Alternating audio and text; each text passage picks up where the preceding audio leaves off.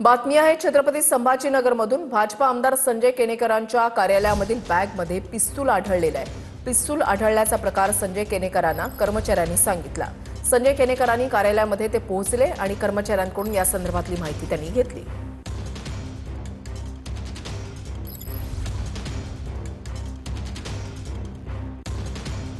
जी वस्तू आहे ती आम्ही ताब्यात घेतली। ती इन्व्हेस्टिगेशन करून आपण सांगू।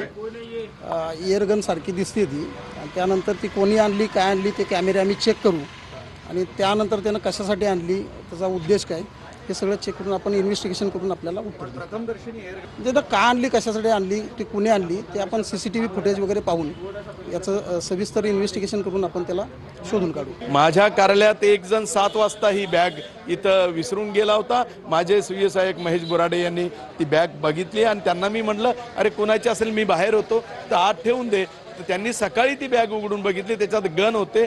आता निश्चितच मला या महानगरपालिकेच्या निवडणुकीच्या संदर्भात बऱ्याचशा वेळेस धमक्याही आल्या, बऱ्याच वेळेस मला धमक्या देण्याचं सत्र हे बऱ्याच वर्षापासून चालू आहे आणि त्यामुळे निश्चित कोणाचा काय उद्देश आहे आणि त्यामुळे मला ते कळू शकत नाही। निश्चितपणे कोणीतरी काहीतरी वेगळ्या उद्देशानं हे घडवलेलं प्रकार आहे। सापडली नाही, ती ठेवलेली होती। सापडली म्हणजे इकडे तिकडे पडलेली, ती व्यवस्थित ठेवलेली होती। मी बघितलं, तुमचं चित्रीकरण बघितलं मी, ती व्यवस्थित ठेवलेली होती, सापडलेली नाही।